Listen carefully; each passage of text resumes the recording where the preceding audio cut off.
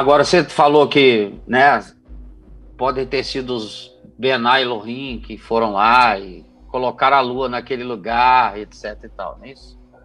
Aí me lembrou um assunto aqui, Caio, que você já falou várias vezes, mas acho que vale, tem muita gente nova aqui perguntando coisas. O que são, Caio, na real, os principados e potestades, Caio? São aquelas coisas que nós chamamos de extraterrestres.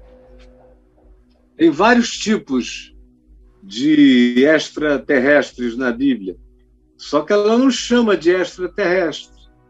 Ela chama de anjo, que significa literalmente mensageiro, portador de mensagem. É um extraterrestre. E eles têm várias aparências. Tem aqueles que têm a capacidade de imitarem um corpo humano e comerem e beberem como humanos. Tem aqueles que não fazem isso, que se manifestam como chamas de fogo, como relâmpagos vivos e falantes. Tem aqueles que se manifestam como entes luminosos, como bolas de fogo.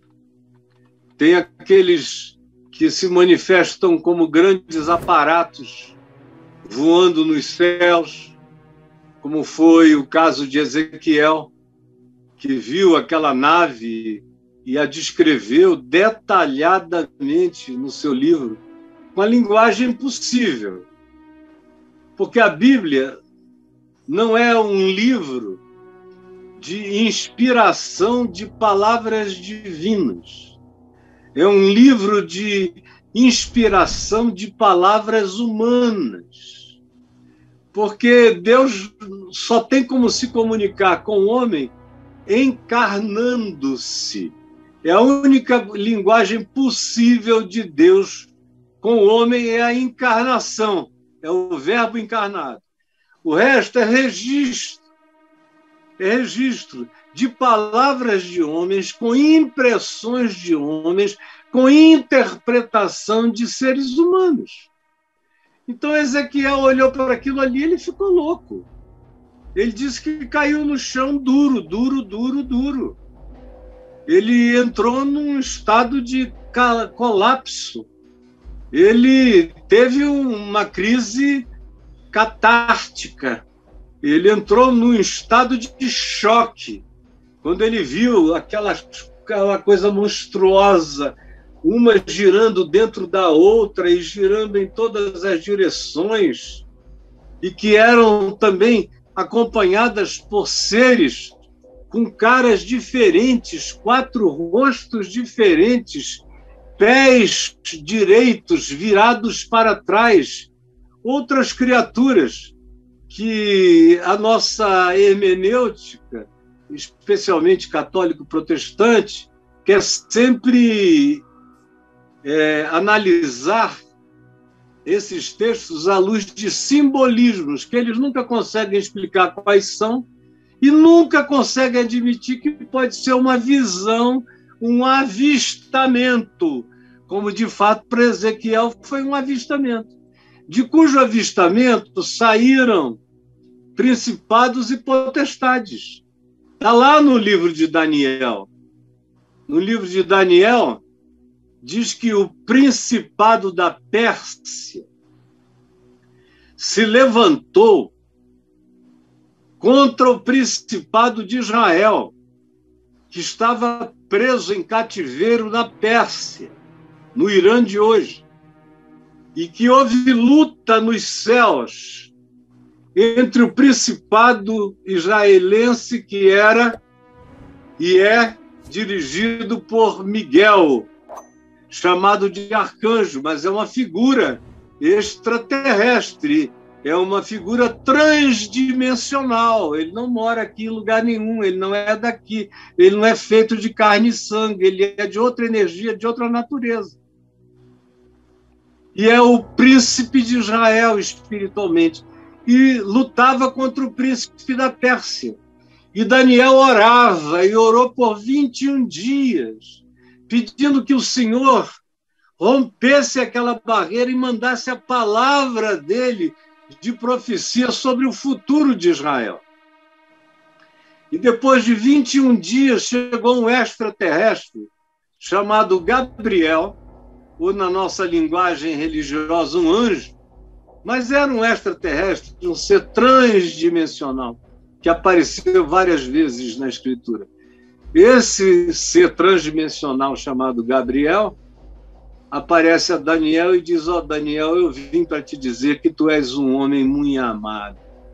Ou seja, esses aparatos, essas criaturas, tanto representam lados bons, quanto representam lados maus. Havia uma guerra nos céus entre o Principado da Pérsia e o Principado de Israel, e depois contra o Principado dos gregos, da Grécia. O texto de Daniel diz isso, que o Principado da Pérsia se levantaria contra o Principado da Grécia, o que, historicamente falando, é totalmente irreal. Você acompanha a história universal, especialmente essa história da Mesopotâmia, dos sumérios e dos caldeus, dos babilônios, dos medos, dos persas, dos espartanos, dos gregos, dos estados gregos, até o encontro com Atenas e as grandes guerras. Tudo isso o livro de Daniel narra. Ele narra com tanta precisão que ele chega a falar dos Ptolomeus e dos Seleucos e menciona Cleópatra no Egito.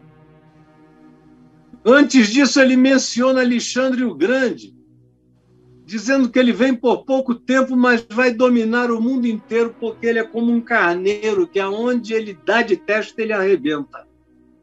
Mas depois o seu reino seria dividido em 4. Foi o que aconteceu com os 4 generais de Alexandre: Lisímaco, Cassandro, Ptolomeu e Seleuco. Então, tudo aconteceu. E os principados e potestades são essas camadas dimensionais que Paulo diz em Efésios 2, que tentam o dia inteiro induzir a mente humana. Induzir, leia Efésios 2. Paulo diz que eles atuam, esses principados e potestades, atuam nas regiões celestiais, o que não significa que são regiões positivas do bem. Regiões celestiais poderia ser traduzido por regiões transdimensionais, onde tem todos os níveis. E, na realidade, na Escritura, tem cerca de 9 níveis de criaturas mencionadas e de dimensões mencionadas. Níveis esses que você encontra espalhados no Velho e no Novo Testamento, e níveis esses que você encontra no livro de Enoque, e livros esses que você encontra em alguns textos judaicos posteriores, algumas midrash e alguns textos do Talmud colocam esses níveis transdimensionais no universo. Não são necessariamente seres vindos de um planeta do nosso espaço-tempo para cá. Muitas vezes são seres que atravessam uma membrana dimensional. É por isso que, às vezes, alguns desses avistamentos, o detector de aparatos, de raios, que está transmitindo, identifica o aparato aqui, no segundo seguinte ele sumiu, mais adiante ele apareceu, mais adiante ele sumiu, enquanto os aparatos da nossa ordem de coisas são vistos continuamente. Porque esses outros têm a possibilidade de passar de uma banda para outra, desse processo dimensional, no qual nós só estamos engatinhando cientificamente, mas daqui a 15, 20 anos vai estar na nossa cara. E aí a gente vai saber como a Bíblia tinha razão também nisso. Como tem anjos, como tem arcanjos, como tem principados, como tem potestades, como tem tronos, como tem reinos, como tem soberanias, e como tem os querubins mais elevados, aquelas bolas do Apocalipse que tem olhos para todos os lados, e uma quantidade enorme de criaturas indecifráveis, indefiníveis, nessa quantidade brutal de mundos que tornam o nosso planeta pequeno e a nossa população mínima, considerando os mundos e mundos e mundos que nos cercam. Agora, tem forças do mal querendo nos levar ao ódio, à guerra, ao egoísmo, ao expansionismo ilimitado, à dominação e ao controle mental do próximo, e todas essas coisas, como também a seres, a anjos, ou a seres transdimensionais, criaturas de outras criações que se colocam e são colocadas como entes missionários, como servos dos homens. Assim como um dia nós, humanos, que partirmos, seremos servos de outros no universo de Deus. Trabalhamos, como o livro do Apocalipse diz, que no fim de tudo, os seus servos o servirão. E servi-lo não é ficar queimando incensinho celestial, é atravessar todos os cosmos, os universos, os multiversos. Como diz o livro de Enoque, Enoque se deleitou vendo os muitos universos inexplicáveis e indizíveis. Então, minha gente, a física sabe que esses mundos são possíveis.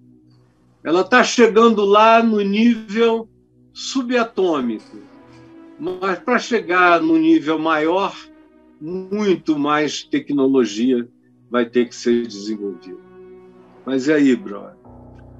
Mas você não acha que... Você acha que com o tempo de Enoque para cá, a incidência, né, dessas aparições, foi se arrefecendo, ou hoje a coisa é mais abafada? Como é que você pensa nisso? Eles incidem normalmente, nunca pararam? Nunca houve tanto quanto agora. Ah, tá. Ou nunca houve. Meu amigo, tem lugares aí que hoje em dia não é mais como foi comigo. Eu vi 2 vezes. Meu pai e 13 amigos como testemunha, a primeira vez, entre Niterói e São Jesus de Itabapuana. Ficamos lá parados, vendo aquela bola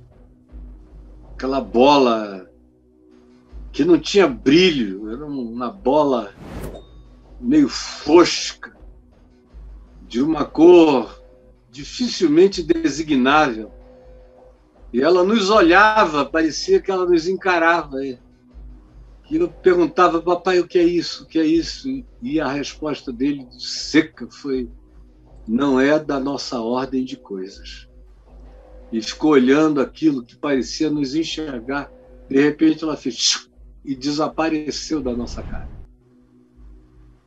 A outra vez foi uns 3 meses, 2 meses antes de eu me casar, lá em Manaus, numa aula de física na Escola Técnica Federal, com o meu professor de física, professor Bessa, a classe cheia, a escola cheia, a cidade cheia. E quase todo mundo na cidade viu. Quase todo mundo. Milhares de pessoas, inclusive o meu sogro, que era capitão de mar e guerra, reuniu a marinha toda, avisou a aeronáutica, o exército. Eles ficaram todos olhando aquela coisa monumental. Parecia um pão de açúcar passando baixo. Na realidade, parecia uma pedra vazada de luzes pequenas, passando sobre a nossa cabeça, enorme. Eu não sei nem dizer de que tamanho era aquilo, de tão grande que era, sem som, apavorante. fez a volta, durou 20 minutos, meia hora, devagar, até que desapareceu no alto Rio Negro. Agora, vem alguém dizer para mim que isso tudo é papo furado? Para mim, não, cara. Você pode dizer para quem você queira, mas para mim não dá. Porque eu não tenho condições de negar a minha cognitividade, a minha lucidez. E eu só estou aqui sendo ouvido por milhões de vocês a vida inteira porque vocês creem na minha lucidez. Eu vi, eu sei. Para mim não é uma hipótese, é uma certeza. E por isso talvez eu esteja tão na frente dessa história toda no meio cristão, porque eu estou lidando com isso há 50 anos. Há mais de 50 anos. Como coisa natural para mim. Então é isso, brother. É isso aí. A galera do YouTube chega junto quando você fala. Peguei umas coisas aqui para passar. O cara pergunta assim, Caio, por que as igrejas tradicionais não esclarecem tudo isso com toda essa simplicidade que você disse? Porque eles vão dizer que é coisa do diabo. Olha, no meio religioso, o que não é Deus é diabo. E existe anjo, e existe demônio. Mas existe anjo religioso, que só aparece com salvas de prata, distribuindo maçãs de ouro, como dons para os agraciados da reunião de oração. O pessoal que está aqui comigo, que é de igreja pentecostal, está morrendo de rir. Quer ver? A gargalhada vai já subir, porque o que eles já ouviram disso? Eis que eu vi um forte anjo do Senhor. Entrou neste lugar e foi direto na direção daquela irmã que está de joelho, de roupa marrom. E eis que ele trouxe salvas de pratas com maçãs de ouro e deu uma maçã para ela. E dessa maçã saiu um anel precioso, que são os novos dons que o Senhor está dando a ela. Ela não é. Vocês que estão por aí há muito tempo sabem. Olha aí as gargalhadinhas. Como é sempre assim. Então não dá para crente explicar nada disso. Eles não creem. Os crentes estavam crendo que a Terra era plana até outro dia, outra vez. Tem crente que não crê que o homem foi à Lua. Que já disseram aqui no chat hoje. Truque de cenário em Hollywood. Os caras não creem. Então, o povo mais difícil de crer, eles não creem no coronavírus. Não creem no coronavírus, meu amigo. Os caras creem em cloroquina e não em vacina. Como é que eles vão explicar isso? Eles não explicam nada. Você vai à igreja para não aprender nada. 98%, 97% delas, você vai lá para cantar, para aprender hinos, para ouvir pastor pregar e aprender os cacuetes de fala de cada pastor, de cada lugar, os cacos de fala, e para conhecer pessoas, umas legais, umas nem tanto, outras horrorosas. É para isso que você vai lá. Para aprender mesmo, você não aprende nada. Coisa nenhuma. Vai para qualquer escola que você aprende mais. Vai para a faculdade que você vai aprender sobre coisas espirituais muito mais do que na igreja. Na igreja eles não sabem te dizer nem o que é demônio. Não sabem, só sabem que é um bicho doido que chega lá, bufa, bufa, bufa, treme, treme, às vezes faz até cocô na calça. Mas quem são? De onde vêm? Eles vão dizer que é um pessoal de Satanás que se desgarrou por aí, mas não tem a menor ideia de nada. De nada. Eu não estou querendo tirar ninguém de lugar nenhum, mas quem me dera que a igreja evangélica toda voltasse a me ouvir como um dia me ouviu por inteiro. O que estaria acontecendo à nossa volta seria outra coisa, e não essa Babel, pior do que os zigurates da Mesopotâmia, em Gênesis, no capítulo 11, que é uma Babel horrorosa que está aqui entre nós. E aí, Bruno? E aí tem um amigo que ele escreve aqui assim, Caio, certa vez, há uns 12 anos atrás, nós vimos uma espécie de nave que ficou parada uns 10 minutos e subiu numa velocidade infinitamente grande, assim, na boca da mata. Um magnetismo louco. Tá? O cara tá contando que ia acontecer isso com ele.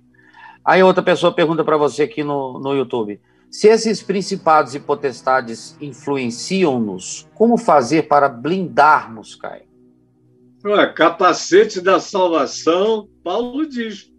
Paulo começa Efésios 2 dizendo que ele nos deu vida estando nós mortos nos nossos delitos e pecados. É o cara que anda morto.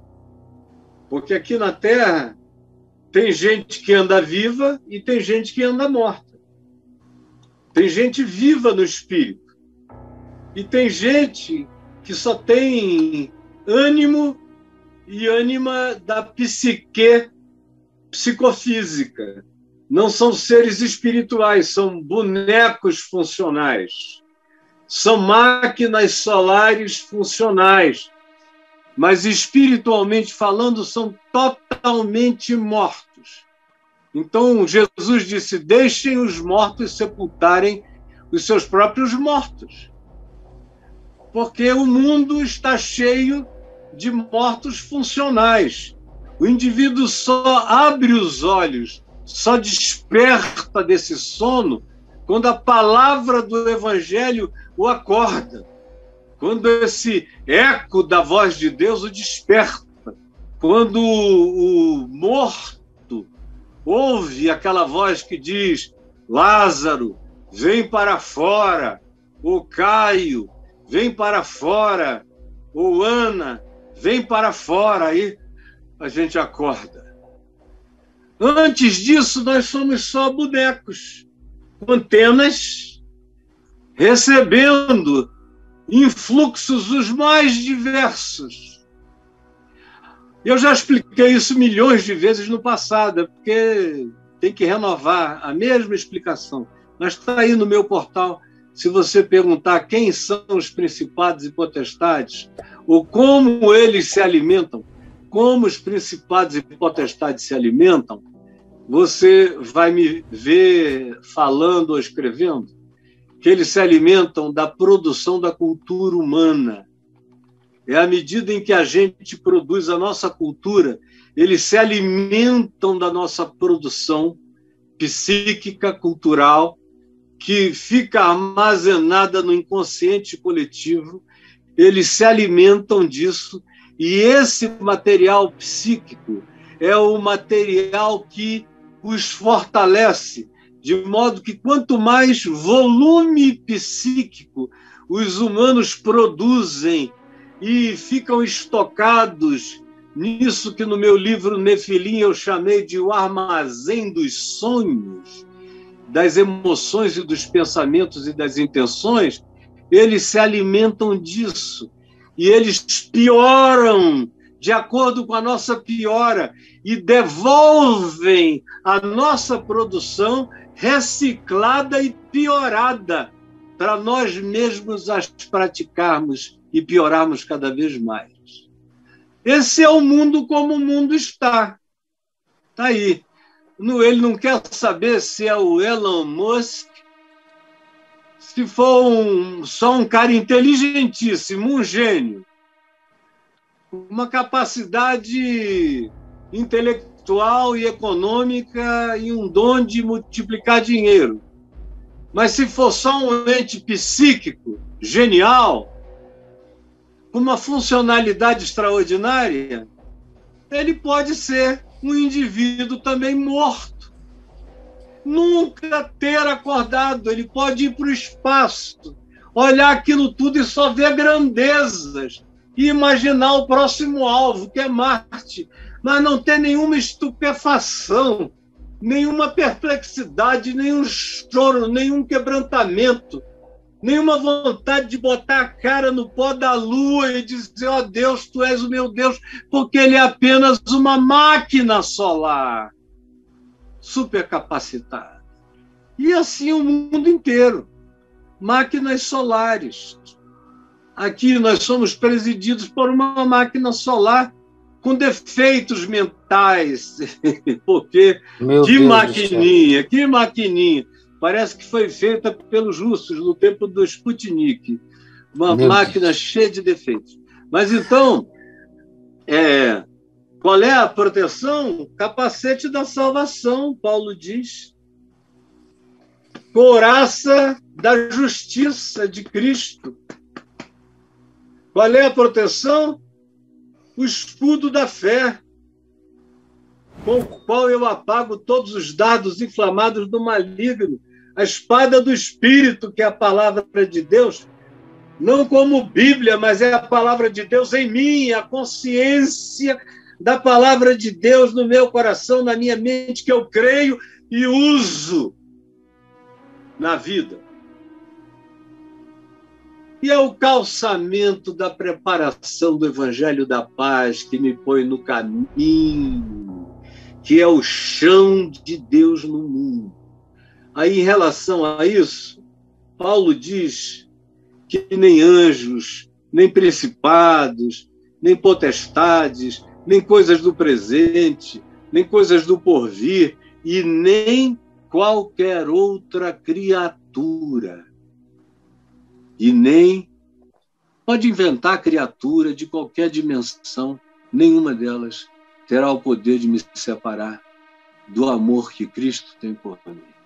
É por isso que pode rolar o que quiser, eu não tenho medo de nada, extraterreno nenhum, nem grey, nem nada, nem olho de fogo, nem coisa alguma, nem chupa-cabra, nem anjo de luz, nem nada, nem as rodas de Ezequiel. Não tenho medo, eu sei o que é, e sei que nada pode me separar do amor de Deus, e sei mais ainda. E sei que, ao nome de Jesus, toda criatura no céu, na terra e debaixo da terra se dobra. E todo alienígena, todo extraterreno, como todo ser terreno, como todo principado, potestade e poder, confessam tremulantemente com a sua boca que Jesus Cristo é o Senhor, para a glória de Deus o Pai. Agora, se nós, vermezinhos humanos, soubéssemos que poder é esse, nós não temeríamos nada em tempo algum. Nem morte, nem vida, nada. Se um cara desassombrado faz o diabo dizer esse bicho aí não, esse bicho aí não. Saiu a minha biblinha aqui, ó. E aí, Braulio, temos mais 9 minutos. Vamos lá, uma saideira aqui que tá bombando essa história aqui dos principados e potestades aqui no YouTube. Tem tanta coisa que eles mandaram, eu capturei um monte de coisa aqui. Caio, é o seguinte, você acredita que a vinda de Cristo será encarada pelos humanos como uma invasão alienígena? A volta, né, de Cristo? Acho que pode ser. Pode ser? Acho que pode ser total. Como a Nova Jerusalém descendo dos céus. Olha só que descrição. Então eu vi. Totalmente, cara. É um cenário objeto muito quadrangular que tinha embaixo dele toda sorte de pedras preciosas, luminosas e brilhantes, cheio de todo material pesado, raro, raríssimo e indestrutível, conhecidos no universo, faziam parte da estrutura base desse ente que vem descendo do céu em formato quadrangular e que chega com essa glória toda e que pousa na terra. Ele pousa na terra, cara. E tem portas abertas em todas as direções. E todos os povos do mundo serão convidados a visitar e a comer da folha, tomar um chazinho de árvore da vida. O texto do Apocalipse diz que as folhas da árvore da vida servirão para a cura dos povos. Está escrito lá, não é invenção minha. É uma farmácia. Então, tem um chazinho de folha da árvore da vida com água do rio da água da vida, que deve curar até o pior morto, meu irmão. Então, é um pé de farmácia, Caio? Pé de farmácia. É mais do que de farmácia, é um pé de vida. Pé de vida. Legal. Que lindo. Então, todo mundo vai ser curado, todas as nações. Então, é muito possível. Agora, a dúvida vai ser tirada imediatamente, não é? Mas que de início, vai ter muita gente achando que é uma grande invasão alienígena, porque se diz que ele vem com clangor de trombetas, como se fosse trombetas cósmicas. Não é essa trombetinha aqui do Exército, não, ou da Marinha, ou de uma bandinha da Assembleia de Deus. São trombetas cósmicas. Imagina o cosmos invadido pelo som desses aparatos que a gente chama de trombetas, mas devem ser de outra natureza, tremendo a Terra inteira e toda a humanidade com as suas vibrações. Como a minha câmera está tremendo aqui. Ó. Imagina. E vindo. E diz que vem com todos os anjos, miríades e miríades. Imagina a população celestial, transdimensional, que estará vindo nessa vinda. Todas as criaturas vindo com ele em poder e grande glória. Então se verá o sinal, não diz nem que é o Filho do Homem, o sinal do Filho do Homem, com poder e grande glória, e os anjos dos céus com ele, e todo olho verá na terra, e os homens baterão no peito, e perguntarão por quê, tendo sido tão óbvio, ninguém quis crer. Ninguém quis crer. Mas que foi óbvio? Óbvio foi. E você não tem como desconversar. Agora é uma questão de tempo, né? Ou Jesus volta para mim daqui a mais uns poucos anos, ou eu volto para Jesus daqui a mais uns poucos anos. Mas entre nós só tem alguns poucos anos no máximo. É isso aí. Pode ser só alguns segundos. Eu posso sair por ali, pô, lá estou eu na eternidade, vocês carregando meu corpo aqui. Meu Deus, cara. E eu na maior glória do mundo. Conversa. Conversa boa, cara. Quero que isso demore. Tomara, pode demorar. Eu estou feliz aqui na Terra.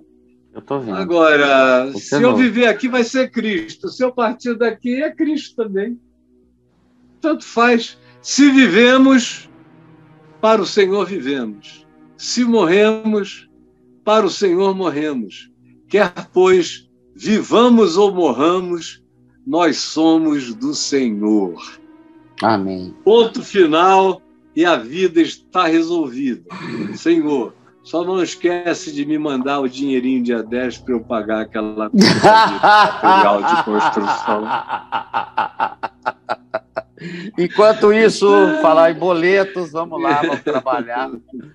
Ô Caio, saideira, você acha que a tecnologia humana um dia vai entender o espiritual ou ela já entendeu?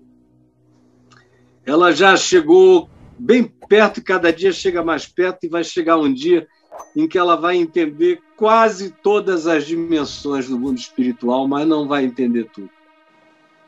Porque tem certas coisas do mundo espiritual que só são discerníveis espiritualmente.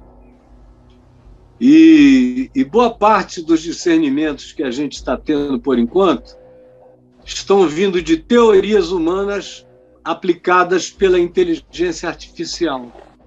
Então, dá para a gente já detectar uma quantidade enorme de coisas que antes eram consideradas espirituais e agora são consideradas paranormais, são consideradas parafísicas, são considerados efeitos de expansão quântica, são considerados um monte de coisa que no passado eram só milagres, eram mágica. Muito do que no passado era magia, hoje em dia é tecnologia. Se Ezequiel fosse um homem como eu, nascido quando eu nasci e visto o que eu vi, ele olharia para aquelas rodas, uma dentro das outras, e aquilo tudo, e diria: meu Deus, eu vi um objeto voador não identificado dos mais fascinantes, cheio de mistério glorioso, porque ele não sabia o que era uma lâmpada, eles viviam não era nem de lamparina, era de foguinhozinho rápido. E o cara dá de cara com aquilo ali, com lampadinhas desse tamanho de azeite, ele vê durante o dia um negócio que ofusca o sol. Agora, eu vendo já diria outra coisa, interpretaria de outro modo, mas ficaria igualmente atento. Se tem criatura, tem comunicação, tem intenção de comunicação. E eu prestaria atenção sem medo nenhum, porque não tem criatura no universo que possa me prejudicar. Essa é a minha convicção absoluta.